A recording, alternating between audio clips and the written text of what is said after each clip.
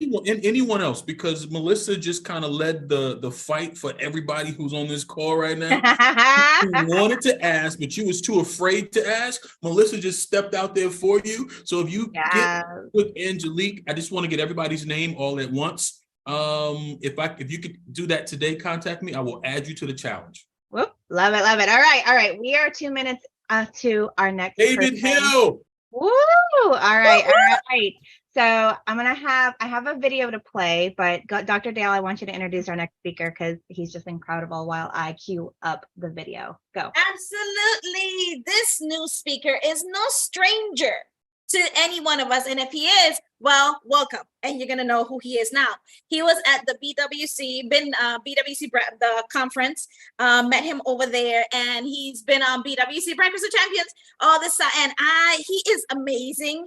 He has taught me always agree with the clients, you guys, and say the words, I'm with you. I get it. Even though you disagree, but you're letting them know you are with them.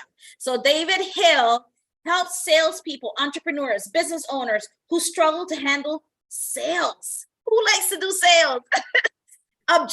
Sales objections, communicate better, follow up, close more sales, and make more money. David has a top producing real estate broker has been over 21 years and a phone sales trainer with over 36 years sales experience in multiple industries. David is the host of Path to Mastery podcast. Guests have included Gary Vee, Mel Robbins, Greg Cardone, you guys, Tim Story, and many others. David has 3 amazing daughters and beautiful wife. She's a certified mentor and 10 times business coach with the Cardone brand. David is the author of 2 books, not one, 2 books, and probably working on a 3rd one. David, probably working on the 3rd one. The sales book, it's called, and Getting Your Quality of Life Back. One thing, book national certified trainer as well. David is currently a licensed real estate broker in Massachusetts and helps other real estate brokers and salespeople dominate over, out, and abound lead generation. Come on, help me welcome David Hill, you guys. Yeah, I mean, my childhood was about as bad as it could get for any child, and you know, a lot of the stuff I went through, I truly believe, is what made me stronger, more resilient of a person, and you know, it's ultimately helped me to just become who I am today.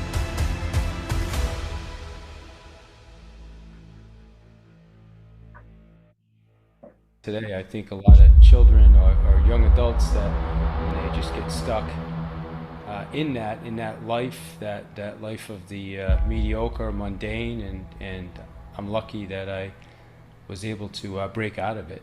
I mean, if your purpose is in alignment, and it's in alignment with your why, then you shouldn't want to give up on your purpose. I don't think you should ever give up on your purpose if it's the right purpose, if it's in alignment.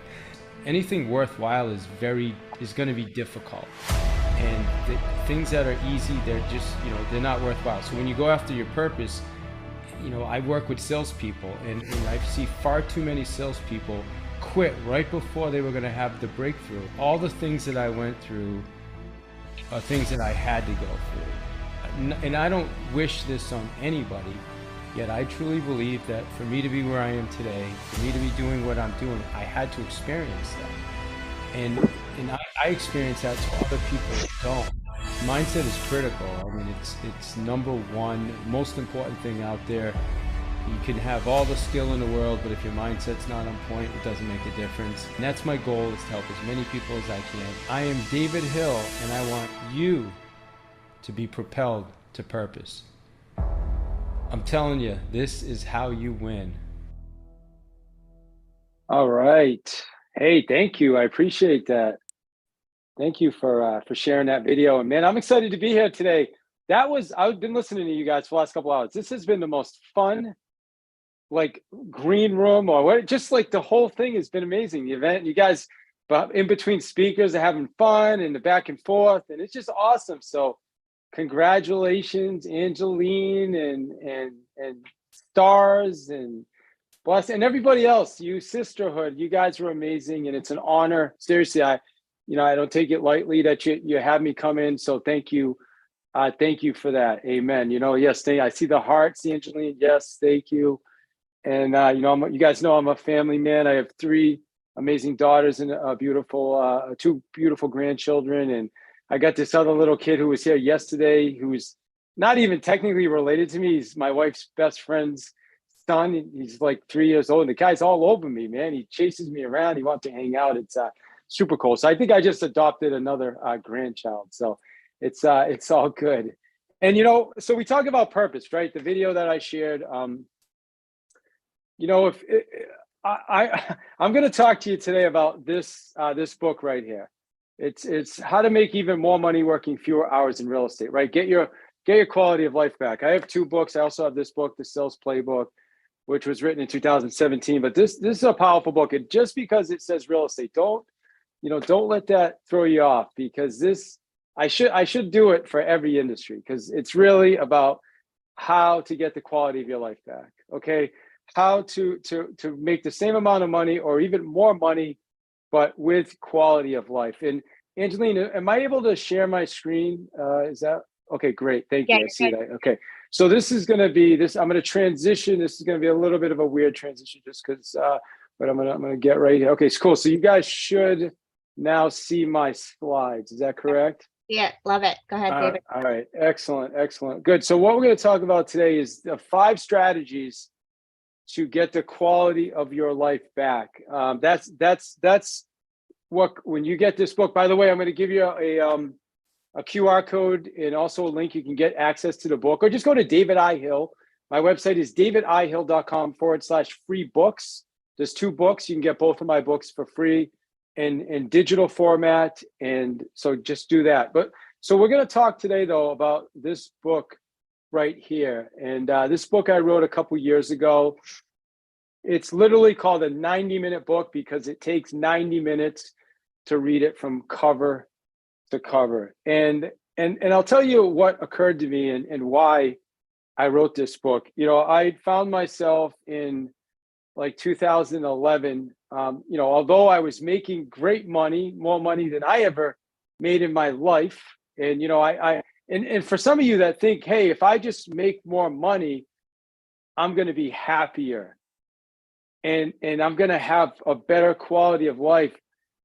I can tell you from experience, I was making more money than I even knew I could make or thought was possible.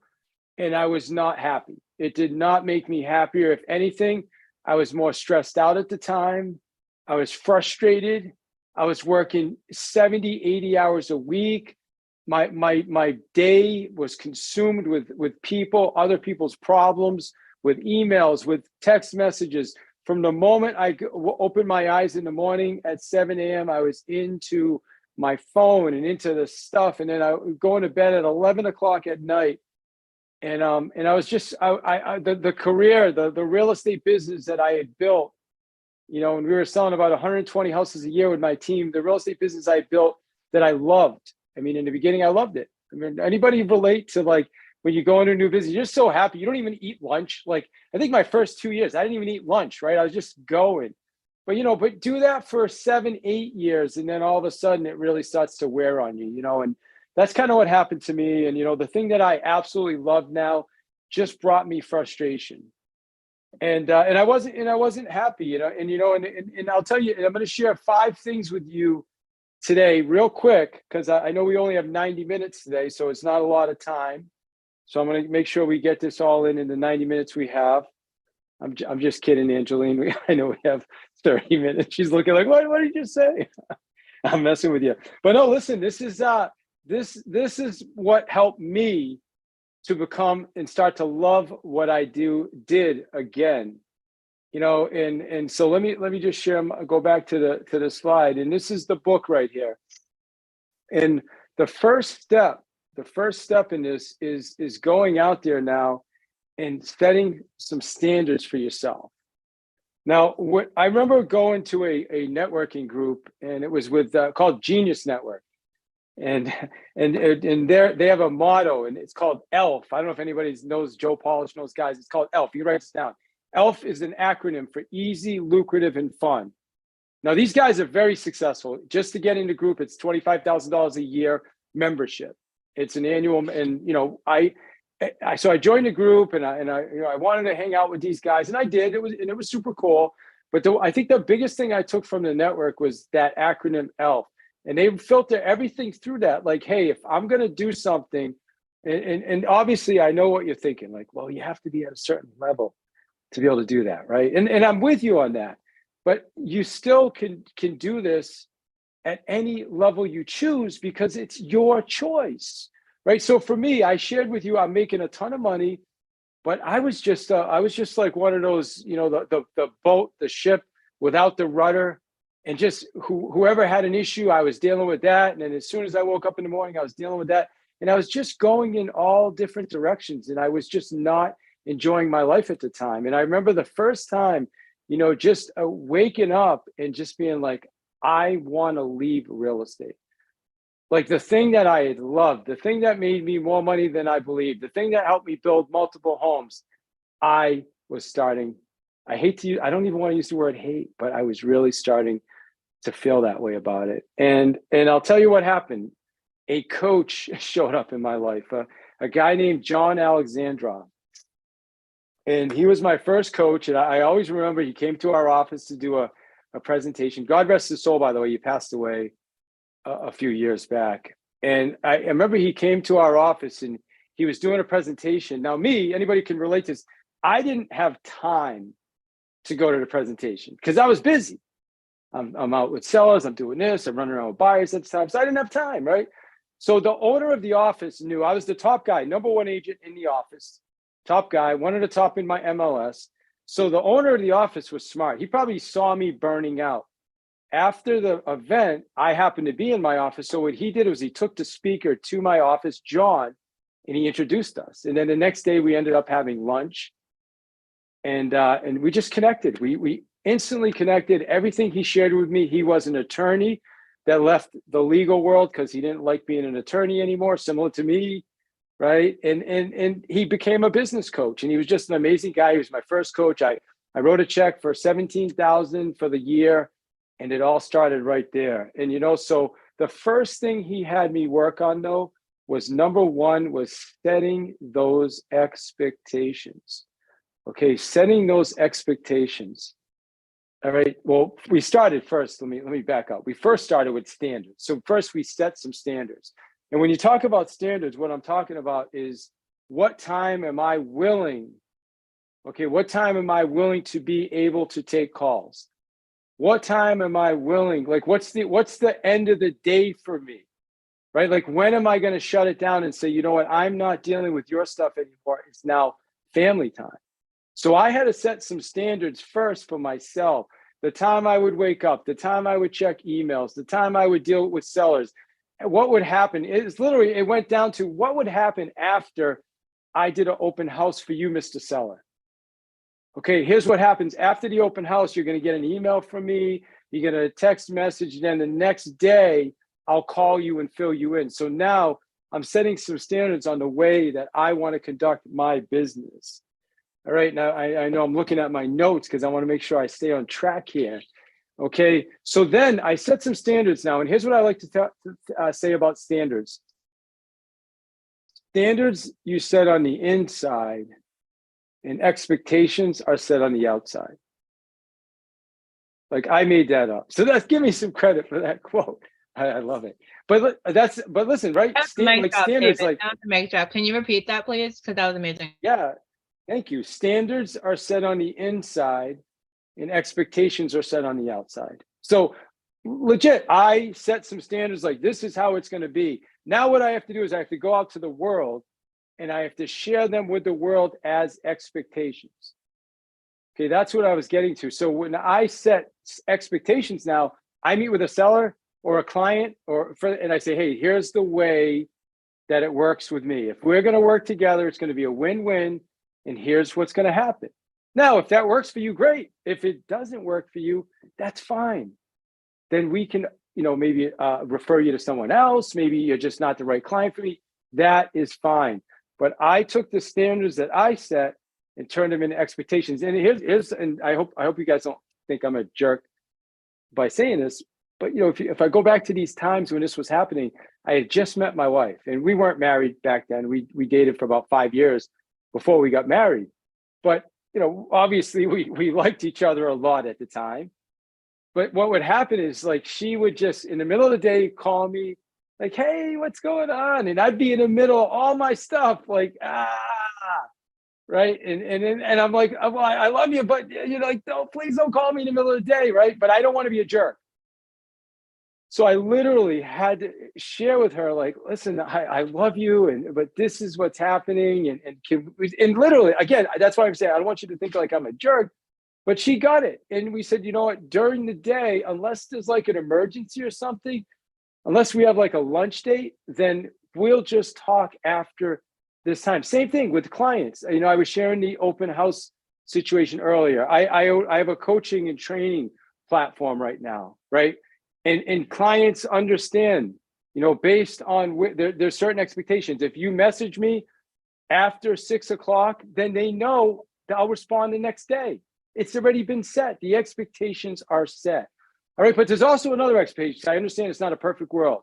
Like, if you really need me for something, for an emergency, then just text me an emergency and I will get with you. Okay, but if you abuse that, then it's not going to work. All right, there was this client and this builder I was trying to get for so long. And here's the craziest thing about it. He called me. I'm a sales trainer, right? Like you guys talked about that earlier. And I'm the guy that, and I always say, always agree, but I wasn't always agreeing. Back in the day, I didn't always agree. I'll be honest with you. I was the disagreeer. I'm telling you, but it made such a difference in my business when I started implementing that. But I remember this guy was calling me, and I'm sorry, I kept calling him and calling him and calling him. He was a builder, but he was selling houses himself, and he had all these houses to sell. He had like 15 houses, and I kept calling him and calling him. And he, I talked to him. I met with him a couple of times, and he wasn't responding. And then all of a sudden, one night at 9:45 p.m. at night, he called me, and he was in my phone, and I was like, "Oh my gosh, it's Kevin!" And I was with my wife, and I answered the phone, Kevin, and he's like, good job. You passed the test. And I was like, yes, I passed the test. The test was answering my phone at 10 o'clock at night for him. Wow. Man, that was what was in, and I'm not saying he's a bad guy, right? I'm just saying that was his standard. That was his expectation. And I'll be honest, I sold throughout my career, my 21 years in real estate. I probably sold 15, 20 houses for the guy. But every time there was an issue, I had to cut commissions. I had to deal with extra things I don't normally do. I had to deal with frustration. I had to take calls at 10 at night, 7 in the morning, go here, go. It was just always difficult. So then I started thinking, man, what would happen if I wasn't doing business with, like, if I wasn't spending all this time with this guy whose expectations and standards are not in alignment with mine, what else could I be doing? So this was when John, my coach, John Alexandrov, we started talking about this and just looking at everything that I'm doing, back to setting expectations. So we set expectations again. And here's how we're going to now deliver these expectations. And I remember he invited us to this mastermind group. And I'm just looking at my watch for time. He invited us to this mastermind group in Florida. And it was all top real estate agents, just like me, top agents. And this first day, I'm listening to some of these guys. I was closing out, like I said, 120 houses at the time. Well, at that time, I think I was closing about 95 houses. So good, still making good money. So it's a lot of homes to sell with a small team, okay? And there was other guys in the room that doing about the same production as me, some a little bit less, some a little bit more. But what we did was we did this exercise that John had us do, and it was about figuring out our hourly rate. And I've never done that before. Is anybody else, if you have ever figured out your hourly rate? It's and hard. it's not a It's really hard to do. Megan challenged me with this. I'm like, I don't know. Yeah, well, it's honestly, Angeline, it's not super hard. I mean, but to be exact, yes, it may be hard to be exact, but just an average approximation, like figure out, okay, this is how many hours on a week I typically work. This is how many weeks I took off. Take the rest and just divide it by what you made last year. So it's actually not, you don't have to overcomplicate it. It's actually very simple. And by the way, there's a formula at the end. I'm going to give you a worksheet that you can do this. Okay, but just figure out your hourly rate. In this room, I'm sitting there and I'm at the time, like I said, I was making more money than I ever made in my life. I was making over 300,000, after taxes and everything. I was still making a couple $100,000. Never made any money like that, right? And I remember being in the room and listening to other people when we did this exercise, and I figured out my hourly rate, which equated to like $150 an hour. And I'm like, well, technically, I grew up poor, 100, it's good money. But then I'm listening to some of the other guys in the room, and they're doing the same amount of production as me, and they're making $300 an hour, $350 an hour. Why? Because they weren't working as many hours as me. Why? Because they had a team, because they had leverage. So one of the first things John had me do was he made me make a commitment. Okay, a commitment. The commitment was what? I will refuse to ever do anything again that is below my hourly rate. Wow. That was a game changer for me. And it wasn't easy. I'm not telling you it was easy. As a matter of fact, it was challenging in the beginning. Why? Any other, like me, any other control freaks out there? Perfectionists? Like, it has to be this way. And if it's not that way, then, or you just like, you got to be involved in everything, right? That was me. Like everything. I needed to be involved in everything. And I'll be honest, I ran off some really good people because of it. I had some good people that worked for me. I was great at sales, but nobody ever told me. I never took leadership courses back then. Like I built a team out of necessity. Like I was doing a lot of business. I needed people. I couldn't do any more business. I mean, it's only 80 hours a week I could work. If I probably would have died if I worked any more hours than that. Right. So I hired people out of necessity. Nobody taught me how to be a leader. But I made the commitment at that moment. And what occurred to me was I could hire somebody really, really good to do my real estate paperwork for me, okay? And I could pay them at the time, I think I was paying her $22 an hour, which was a pretty good amount of money for an assistant back then. I think now it's like $35, $40 an hour, right? For someone good. It's gone way up, in the last 15 years. But what I did was I made a commitment that if I found myself doing paperwork, I realized that, wow, I can pay somebody $20 an hour to do this paperwork. So every hour that I'm spending, or every half hour that I'm spending doing this $20 an hour work, that means for my $150 an hour, it's costing me $130. That was the game changer for me. Okay. Mowing my lawn back then, man, besides everything else, I was too cheap. Don't tell my wife to mow my lawn. Like I didn't want to pay and I thought it was a lot of money. I found out, and here's what I found out. I found out that for $45 twice a month, $90, I could have somebody do my lawn. And that gave me an extra 6 hours. Can you believe that? 90. So like, wow, think about that. I didn't know that. I thought I was saving money. I'm out there mowing my lawn. Besides everything else going on in my life, I'm spending like 3 hours every other Saturday mowing my lawn because I don't want to pay somebody. That was a game changer. So I made that commitment. All right. So once you've made the commitment now, okay, the next step, let me share with you. Okay, this is after the commitment is now. Okay, you have to now start to what we call time block. I know my hourly rate. I got my standards inside. I've set them now on the outside with expectations. Angeline, Dr. Laney, Dale Laney, TM, these are my expectations. If we're going to work together, if we're going to hang out, I'm just telling you this is how it works for me. If it doesn't work for you, no problem. I'm just telling you, we don't have to work together. No big deal.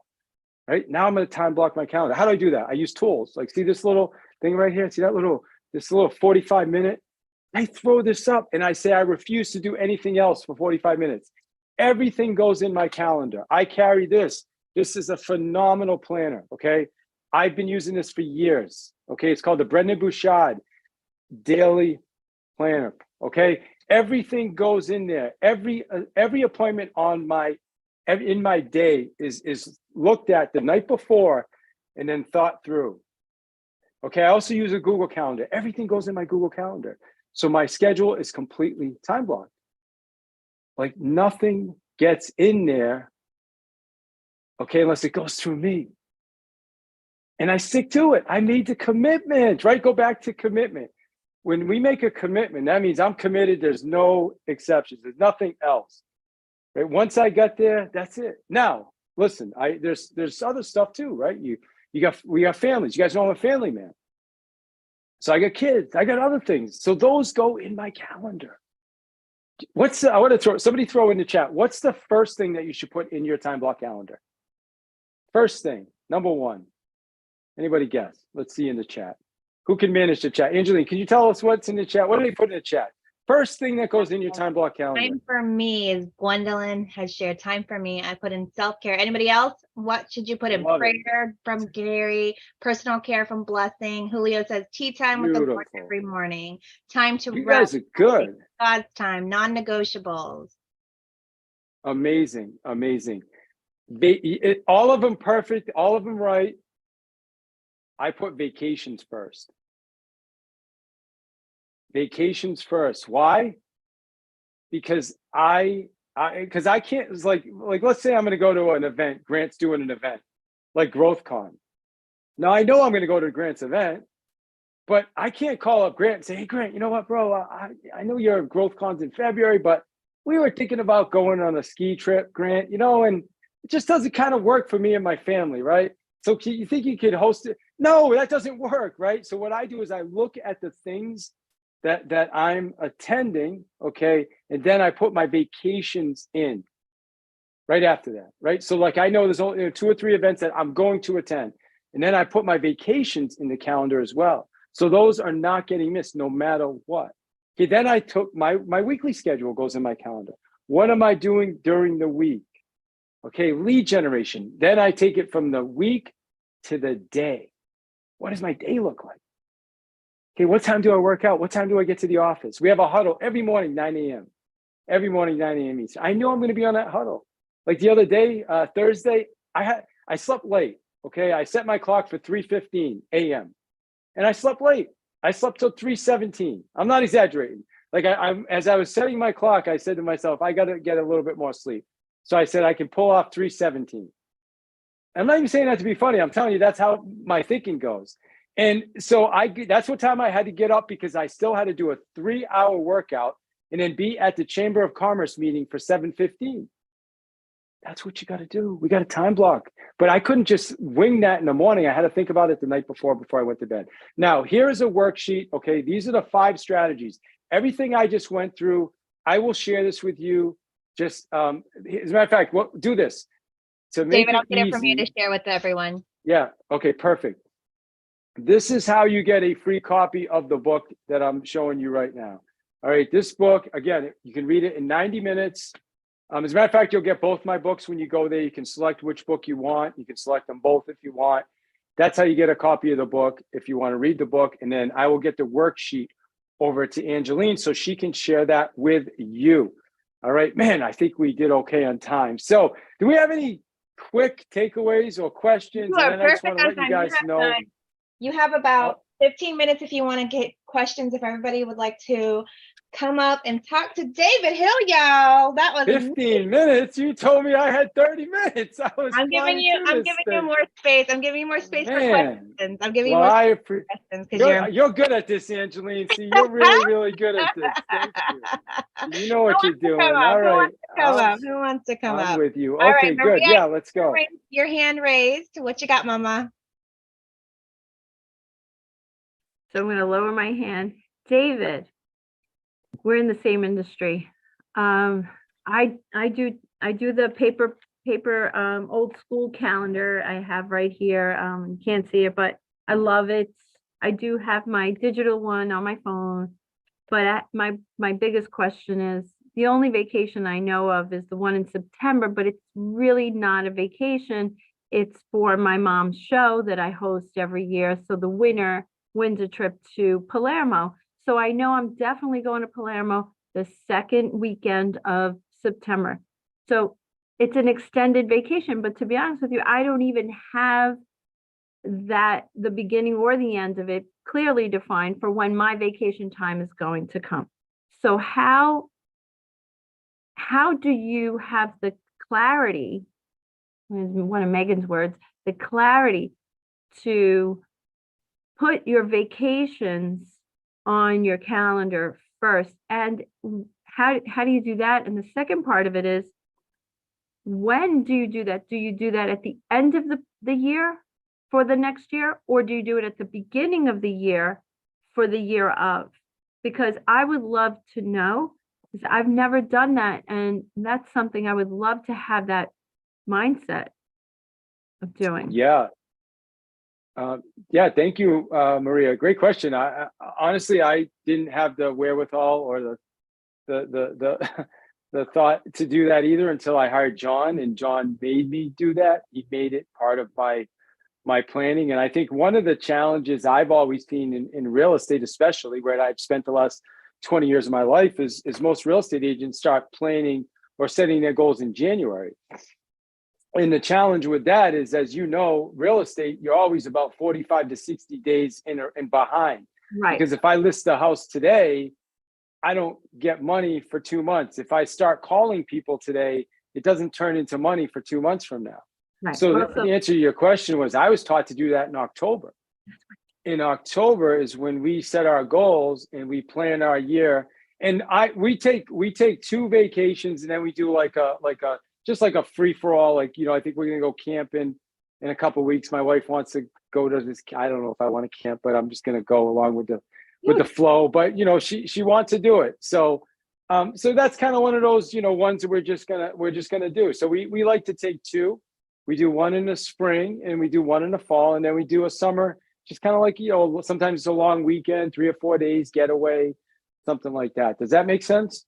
It does. Well, I actually do start wishing my agents a happy new year in October. So I'm so excited you said that, because I admire how you do business. And I truly admire all the knowledge you have that I've gotten from you. And even though I own a real estate company, I feel like I get so much gold from you. You are an absolute genius. But so you're blowing my head up right now, but I appreciate it. Thank you. I still don't make vacations a priority. I wing them. And well, Maria, so here's something else that occurred to me years ago. I remember being at the beach with my wife, and the whole time I was at the beach, I was on my phone. And I'm just like, I didn't even enjoy myself. It was like the whole day I was stressed. We had just met. It was one of our first dates, and I spent the whole time on the phone dealing with clients, dealing with this, dealing with that. And then it just occurred to me after, I'm like, you know what? I can't even go to the beach without being on my phone all day. That's a problem. Now, again, go back to what I just talked about today: other people's expectations, other people's standards. So that was one of the first commitments I made, Maria, was to when I go on vacation, I shut my phone off. And I know it's tough for real estate agents, especially in the beginning. But the answer is, you have to have good people. And you know this. I'm not telling you anything you don't know. When you have good people that you trust, you can shut your phone off and know that everything's going to be serviced the right way, and your problems will, the problems will be solved. So that was one of my first breakthroughs, where I went on like a 2-day trip with my wife, and I shut my phone off, and it was like, holy cow. Face when you said turn off your phone. Say that again. Maria's face when you said turn off the phone, she's like, what? Hey, you know what? Maybe she's just not there yet. That's cool. It took me years to get there too. I think she's been doing You've been doing business a long time, Maria. How long you been in real estate? Yeah, 24 years in real Yeah, estate. longer than Business owner, 12 years. But I tell you, I've gotten so much better with the phone. I've also gotten so much better with letting go. So my mantra started when my oldest went to college, and it's let go so they can grow. And I applied that to my children, let go so they can grow. So grow, if you notice, every time I write it with a bunch of W's. And so I've now taken that mantra that I started 3 years ago. My son is now just finished his junior year, my first child that went, because I came from a very tenacious mother, very tenacious. So she was a strong woman, but she had to be. She was widowed at 28, right? So she had to. She had 4 children, didn't speak the language. My mother had to be that, mother and father, and just she was scared. She didn't know the language. And I inherited that from her, and I'm doing my best to let go so they can grow. And I apply that not just to my children. I've been applying it to the people that are in my company that work for me, my employee, not my 1099, not my independent contractors, but it's very difficult. I've gotten so much better, but I don't know about turning it off. I might start off with 2 days like you did. Yeah, start small. Baby steps. I love it. Anyone else have a question for David? Come up and I will spotlight you to ask your question. Anybody else? Biggest takeaways from his we have some stuff in the chat. Julia Hughes is telling you to try glamping, David. Have you tried that? Glamp. What's a glamp? What is Julia, that? you have to come up and tell him what glamping is. Yeah, glamp. I don't know. It's a new one for me. I'm sorry. David, it's high-end camping. It's not in a camper. Oh, it's like goodness. You know what? It's so cool. Yeah, thank you. It's so funny. That's what my wife actually called it. Now that you say that, I heard your that wife word would love it. somewhere. Yeah. It's glam. Yeah, as a matter of fact, she brought us to a website, and she showed us these little cabin things that were like $700 a night. I'm like, are you crazy? Like $700 a night for that thing? I'm like, are you nuts? David, Like, it's an experience. Just do it for one night. One night. That's all you got to do. I'm with you. I always agree. My wife says, just make your wife happy, like you normally do. That's right. Yeah, always agree. You're right. I'm with camping you. It's called camping with glamour, right? Glamour. I love it. Glamping. I love it. Amazing. That's so. Yeah, so my wife's gonna get the camping. Definitely, it'll be fun. We're gonna practice. This is recorded, David. So now I have to send that to your wife that you have committed to that. Well, we already said we were gonna buy a tent, and we have a pretty good sized yard, so we're gonna put the tent out in the backyard and test sleeping in it a few times. And like I may just sleep in a tent, and I'll let them sleep in the whole cabin thing. There we go. I love it. Who else got the question? Who else has the biggest takeaway? Any feedback we want to give to David? He did amazing. We have so much love for you in the chat. Thank you so much, David. This was awesome. David, I do have a question. Angelina, I have a question. Yeah, David, about your hourly rate, right? Yes. So once we get that, and once we do the numbers and we put it together, my question to you, what helped you stick to it? Like, you said a couple of times you probably had to but how did you this is what I'm gonna do? Yeah, it's like you guys just said with Maria, baby steps, right? In the beginning, there's gonna be certain things like, okay, like I don't have anybody to do this, so like it has to get done, otherwise, right, or I'm gonna get fired. So but what happens is you just become aware of it, and then you just decide, okay, I'm gonna put people in place. And so, I had to hire a good assistant. I had to become a better leader. I had to start giving things away. And then there was a point where, like paperwork was the easiest thing for me to give up. Okay. That's one example, because I could just hire the VA in my office, like the transaction processors. I could hire them and pay them $400 or whatever they charge at the time. Right. That was easy. Then all of a sudden it was like, okay, I'm putting up my own sign, but can anybody really put up the sign as straight as me? Like that's what I'm thinking, like the real estate. You ever see crooked real estate signs? That used to drive me nuts. Yes. Like I'd be driving around, I'd fix other people's signs. I'd pull over, like the guy's Coldwell Banker's sign is crooked. I'll stop my car and fix it. I'm at Keller Williams. I'm crazy. Right. So, but I figured it out. And then I hired a sign company. to put the signs up. And then I hired a company that actually went to the house for me and took all the measurements and did the MLS sheet. And it was crazy. Like all these little things that I was doing, I didn't realize I could find somebody else to do them for me. And then slowly but surely, great question, doctor. Slowly but surely, I would, maybe it didn't happen overnight. Probably within maybe 3-4 months, I was given almost probably 80% of the stuff wasn't being done by me anymore. So slowly, the first step, put together a list. You got to put together a list of everything that has to be done. So you document your whole business, right? Gary Keller says, have someone follow you around if you have to. Pay someone to follow you around with a notepad all day and write down every single thing you do. And do that for like 3 days, and then you'll know exactly what you're doing every day and what has to be done. I hope that helps. Time is going. Yeah, I love that. Yeah. I just yeah, tell 100%. my kids that they have to write down everything mommy's doing, and I Write hire down. Say that again. David, if them to I have my may, kids follow me around and tell them to write down everything. Think about that. You don't even have to pay, right? The kid will love doing if I that. may, I want to add the following. I learned through an experience where I worked for the Olympic Committee in Puerto Rico.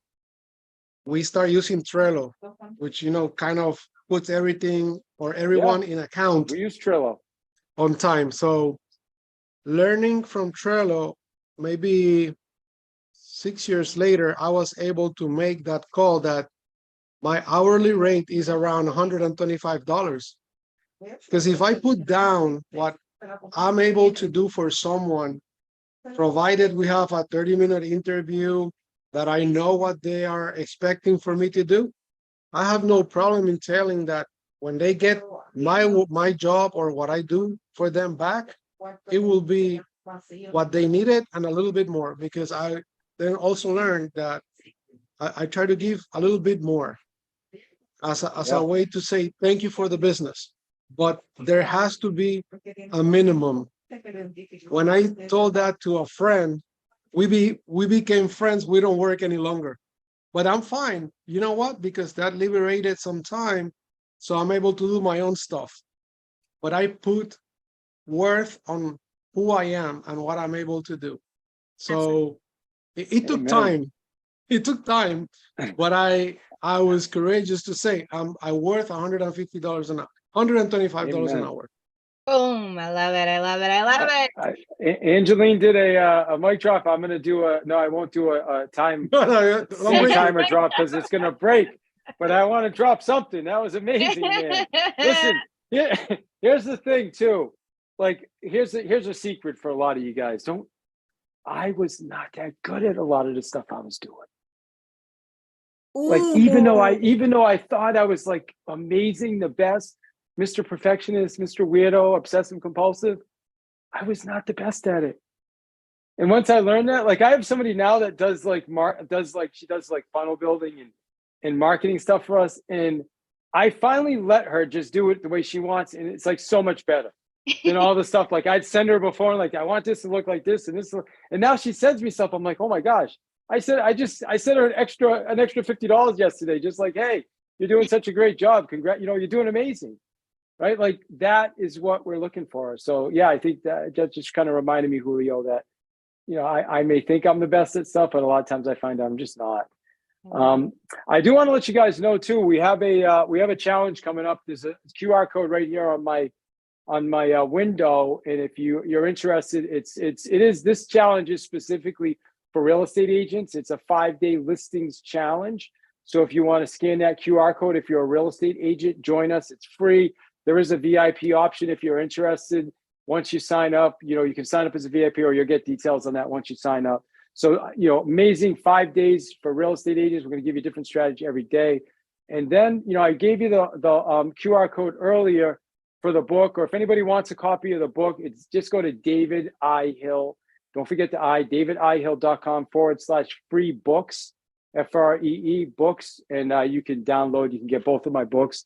They're both there. Digital copy. This one you can get on Amazon, by the way. This is actually printed copy. This is a digital book. So that's That's All it. right, There was y'all, one I other need to go thing. go ahead. I'll let you go ahead. One final thing, if I can just share my screen again. Yeah, absolutely. I just want to show you guys, like, this is really in the end what it really comes down to, and this is what I had learned. It's this right here, and I shared this in Dallas, when I was there with you guys and met a lot of you. When you help enough people get what they want, you just end up with the things that you want in life, right? And this is what it's about. It's about coming from contribution, just really helping people. I didn't grow up that way either. I had to learn to be that way over the years myself. So this is really something that I learned. I was at Keller Williams for 17 years. I was a trainer for them. I'm not there anymore, but I just still owe a lot of my success to being in that company, being around a lot of really successful people. And that was something that I learned from them is just to come into the mindset of coming from contribution. So that said, I just want to say thanks. And I hope this was valuable to you guys. And if I can help in any way, reach out to me. Give a big round of applause. Thank you. That was amazing. David Hill. Thank Bravo. you. Bravo. Thank Thank you, you. David. I learned so much more. Same here. Much Thank love, you. And David. I like Angeline's trick with that 15-minute thing. That was good. I may have to steal that one. All right, because I would have been still talking right now. That's good stuff. All right, smart. Thank so you. much. All right. Have a wonderful rest of your day if you stay with us. Amazing. Thank you guys. I Oh my will. God. Thank you. What an incredible time, David. Dropped the fire with us, gave us some tips and tricks, and made me laugh so much. That was a different side of David Hill. Thank you. I met you in Dallas and it was so great. And the energy here, I don't know if y'all feel it for who was in Dallas